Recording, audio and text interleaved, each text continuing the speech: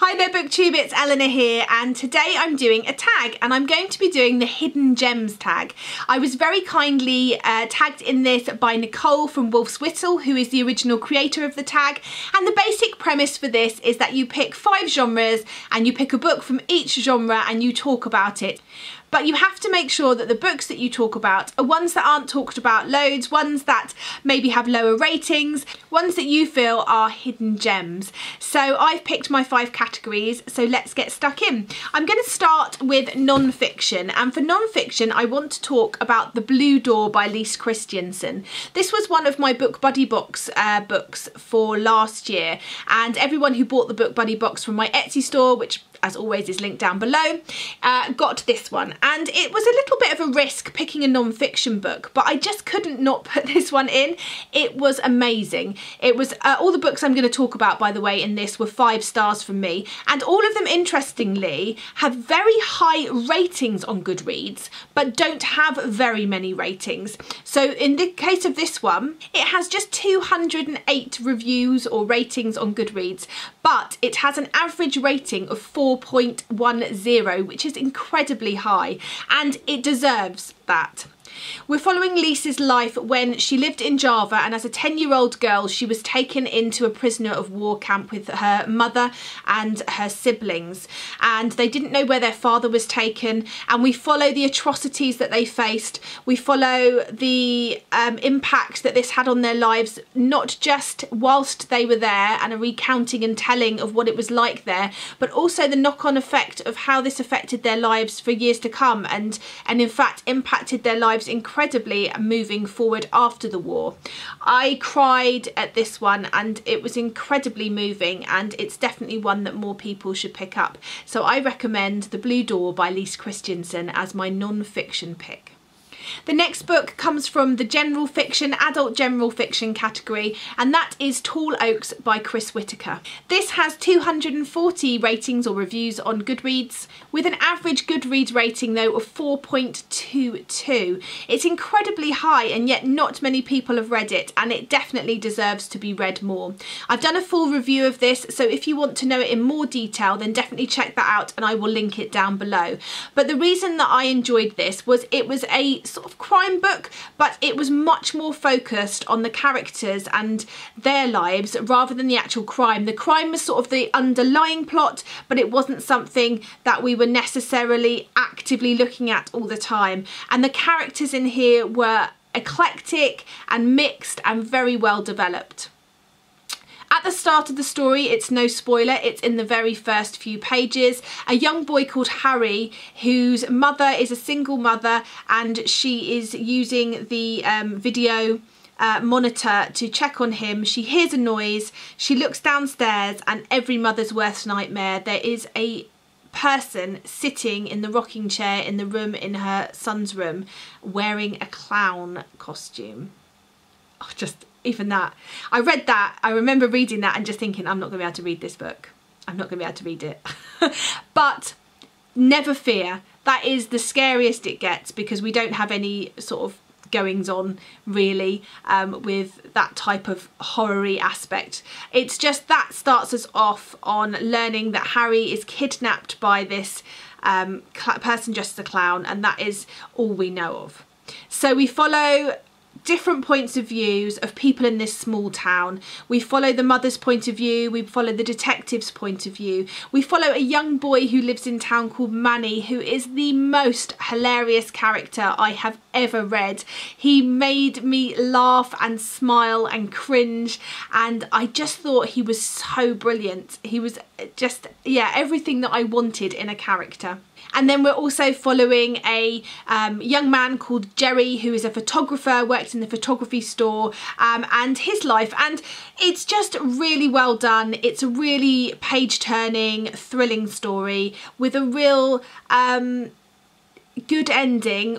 And although may be predictable as you go through, it doesn't matter, because that isn't the crux of the story. There is also some really good diversity in here, and I don't want to tell you what that is, because And I know that's hard because when we're talking about diversity, we want to promote it so that people that may want to read this for the diversity know what we're talking about. But actually in this case, it would be a spoiler. But there is some really good diversity in here. So definitely read this one, and this is my pick for general fiction. Next I want to talk about fantasy, adult fantasy, and that I've picked The Dragon's Blade by Michael R. Miller.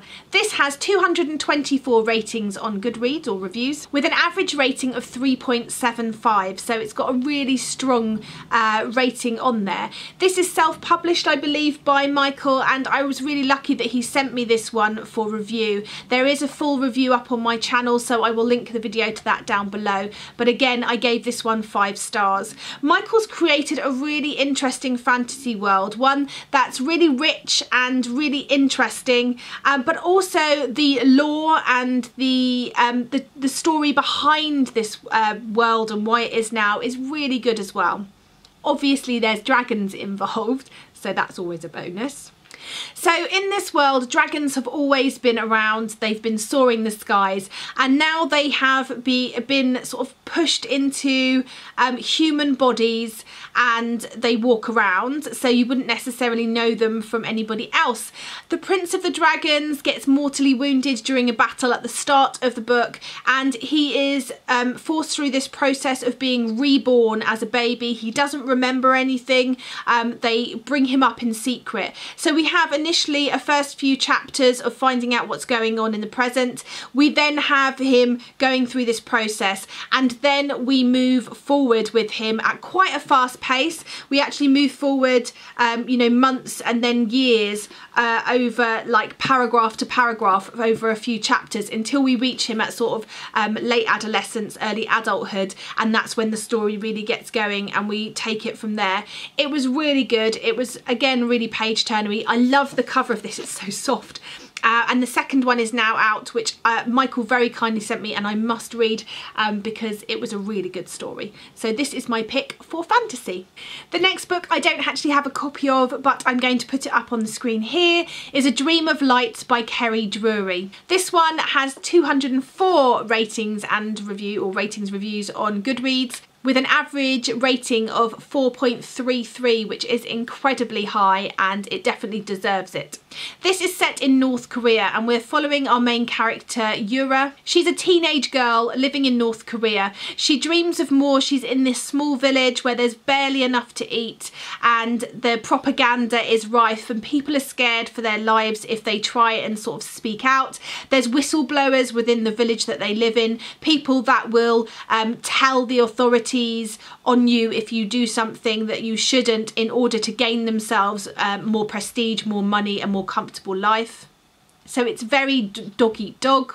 Yura makes a mistake, she falls in love and with the wrong person. This causes a knock-on effect and causes some serious consequences for her family. Her father is ultimately executed in front of everyone in the village, and Yura is taken away to what is ultimately a concentration style camp, and we follow her from there. We follow her life in there, and I've just realised that this is again a story of sort of quite depressing, and but I do find these books very impactful. I really enjoyed this story. I think it's a real page turner. It's very moving, and it was an insight into North Korea, albeit fictional, that really made me think and definitely made me feel thankful for what I have myself. So my pick for YA is A Dream of Light by Kerry Drury. And then finally, my pick for historical fiction is Ghost, written by Isabel Wolf.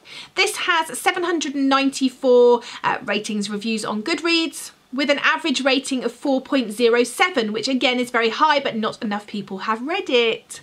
I think without thinking here, I have picked books that are really depressing and all set in like prisoner of war and concentration camps. So I apologise if that's definitely a turn off for you, but this is obviously what I find impactful and what I find I give myself 5 stars.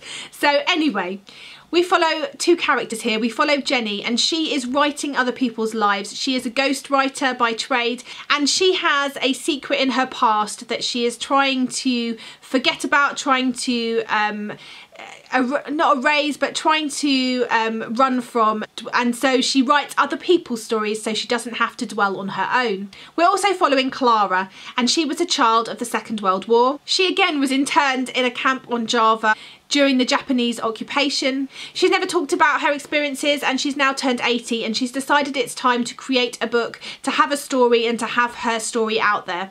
So Jenny works with Clara to write her story, and as we learn more about these two women, we learn more about their backstories, we learn more about their secrets, and it's an incredibly moving story as well. I genuinely, when I picked these books, didn't think to myself 3 of these are about prisoner of war camps or concentration camps, and yeah, I'm quite intrigued by that, but there you go, and they were all 5 stars. I definitely recommend this one as well. So for my historical fiction pick, that is Ghost, written by Isabel Wolf. So those are all my hidden gems. I hope maybe if you decide to pick any of these up, you enjoy them just as much. They definitely deserve more ratings. They were all 5 stars from me. And in this, I am going to tag anybody that wants to do it. If you want to do it, if you want to recommend some hidden gems, then go ahead, let us know. I'll definitely be watching, because I always love an underdog and recommendations of books that maybe I haven't heard of before. Anyway, that's it from me, and I look forward to speaking to you soon. Bye for now, BookTube.